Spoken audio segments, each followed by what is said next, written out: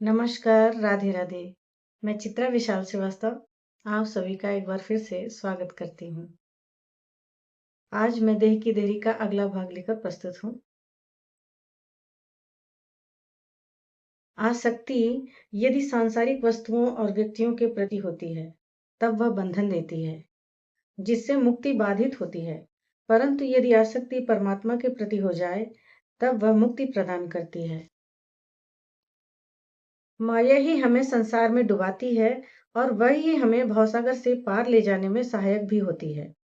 हम जैसा चाहते हैं माया उस रूप में हमारा साथ देती है। कभी वह पतवार बन पार लगा देती है और कभी वही भंवर बन डुबा भी देती है। यह एक स्वप्न की भांति घटता है, जिसमें न जाने कितने बरस बीत जाते हैं और हम उसमें तरह तरह के अनुभव से गुजरते जाते हैं। परंतु जब नींद से जाग जाते हैं, तब लगता है कि कुछ पल ही बीते हैं।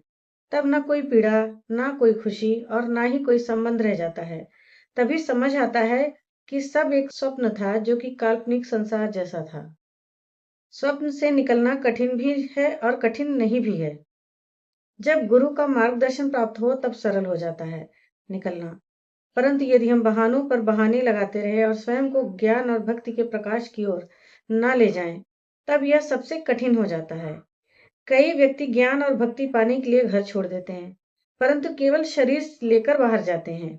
मन भीतर घर तब भी रहता है। अतः वे ना ही ज्ञान प्राप्त कर पाते हैं, ना ही भक्ति में रम पाते हैं और गुरु को भी आशंका से देखते हैं कि गुरु ही समर्थ नहीं।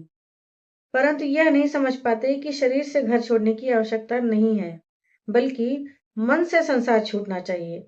फिर तो शरीर से चाहे घर पर ही रहो, गुरु कृपा से ज्ञान और भक्ति दोनों प्राप्त हो जाते हैं। मन से ही दास बनते हैं विषय भोगों के। यह मन ही तो है जो सब कुछ पकड़ता जाता है। मन को जो पकड़ाओ वही पकड़ लेता है।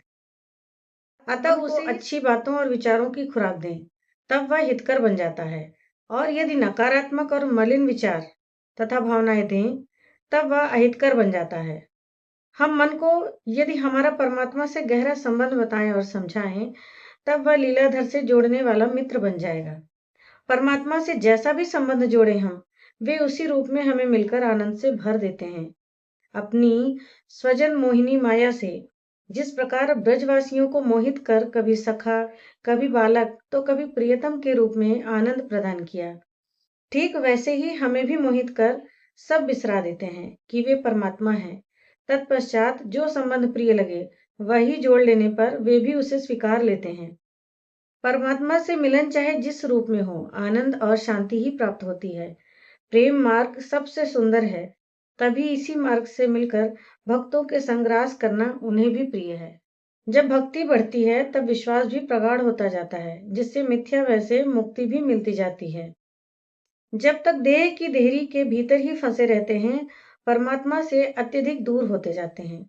अतः उनकी त्रिगुणात्मिका माया हमें संसार से मोह में बांधती है, जिसके परिणाम स्वरूप हमें तरह तरह के भय भी घेरे रहते हैं। जैसे कुछ खो जाने का भय, कुछ नष्ट हो जाने का भय, किसी से दूर जाने का भय या मृत्यु का भय, और भी न जाने कितने ही प्रकार के भय हमें सताते रहते हैं। अतः हमें जो भी प्राप्त होता है उसके लिए खुलकर प्रसन्न नहीं हो पाते। यह भय हमें न शांति से जीने देता है, न ही मरने। परंतु यदि सत्संग से देह की देहरी पर चढ़ी भारी मैल हट जाए, तब भीतर प्रवेश होते ही जब प्रकाश से सामना होता है, तब वह मिथ्या भय सदा के लिए मिट जाता है। हम परमात्मा के हैं तो किससे भय और किसका भय? हीरे का अंश भी हीरा ही होता है, उसके चमक या मूल्य में अंतर नहीं होता। ठीक इसी प्रकार मैं कहने जैसा कुछ भी नहीं है। जो बाहर है और भीतर भी, वो सब सर्व सामर्थ्यवान परमात्मा ही है। फिर हमें क्यों भयभीत होना है? भय केवल एक भ्रम है, फिर भी हम मायावश इसे जीवन में महत्वपूर्ण स्थान दे देते हैं, जिस कारण पल पल या बिना किसी आकार और शरीर के भी सामने आकर हमें अशांत और उदास करता है। यही कारण है कि ज्ञानी संतजन कहते हैं कि हमें सत्संग अवश्य करना चाहिए। हमें वहां अवश्य जाना चाहिए जहां पर परमात्मा की लीलाओं का व्याख्यान किया जा रहा हो। परमात्मा का स्वरूप क्या है, उसे जानने समझने के लिए ज्ञानियों के पास बैठना चाहिए। तब जैसे जैसे परमात्मा समझ आने लगेगा, भीतर भक्ति और प्रेम भी प्रगाढ़ होता जाएगा, जिससे देहाभिमान भी मिटेगा और भय से मुक्ति भी मिल जाएगी। सत्संग फलित हो रहा है या नहीं, यह जानने के लिए हमें स्वयं को टटोलते रहना पड़ता है कि हम में जो विकार थे वे कम हो रहे हैं या नहीं, देहाभिमान ध्वस्त हो रहा है या नहीं, क्या अब हर जीव जंतु एक समान अनुभव होते हैं, क्या अब अन्य में गुण और स्वयं में दोष दर्शन होने लगे, मृत्यु से भय मिटता जा रहा है कि नहीं, या भौतिक वस्तुओं और सांसारिक भोगों से मन की आसक्ति कम हो रही है या नहीं। अब यदि इन सभी प्रश्नों के उत्तर हाँ हैं, तब समझ लेना चाहिए कि सत्संग फलित हो रहा, वरना हमें स्वयं को अभी और अधिक सुधारने की आवश्यकता है। सही गुरु से सच्चा ज्ञान लेना ही सार्थक है, वरना कहीं से भी किसी से भी अधकचरा या विपरीत ज्ञान कभी भी ग्रहण नहीं करना चाहिए। विपरीत ज्ञान से अच्छा अज्ञान है, अतः जब तक सद्गुरु ना मिले, अज्ञानी रह जाना ही उचित है। सच्चे संत की खोज करते रहना चाहिए। परमात्मा से प्रार्थना करें कि वे हमें सच्चे गुरु से मिलवाएं, ताकि हम अज्ञान के अंधकार में भटकने से बच सकें। तब सच्चे संत का सानिध्य अवश्य प्राप्त होता है।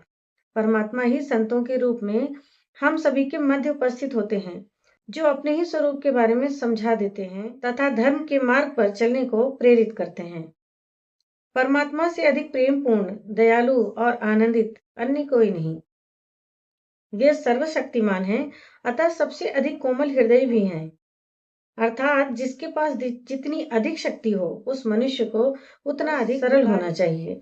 या कहें कि जो व्यक्ति अधिक सामर्थ्यवान और शक्तिशाली होता है, उतना ही अधिक धैर्यवान और सरल हृदय होता है। जो समझता है कि वह कौन है, उसे किसी और से प्रमाण लेने की आवश्यकता नहीं होती।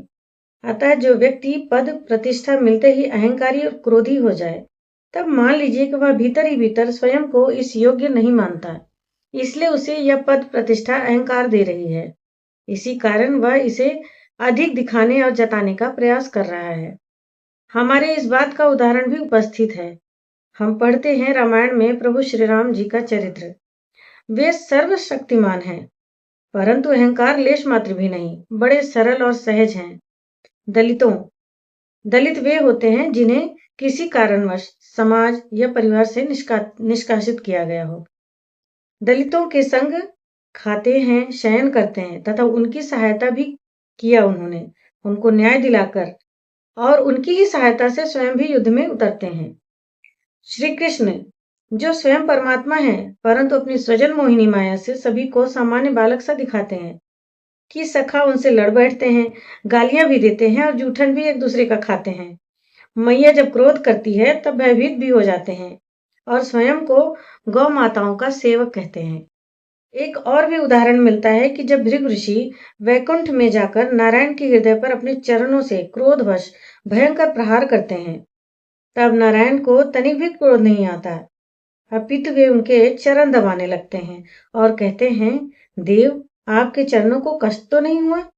तब भृगु ऋषि का क्रोध शांत होते ही अपने द्वारा किए अपराध का बोध होता है। कहते हैं अधजल गगरी छलकत जाए। इसका यही आशय है कि जो जितना अधिक ज्ञानी और शक्तिशाली होगा, वह उतना अधिक शांत और सरल होगा।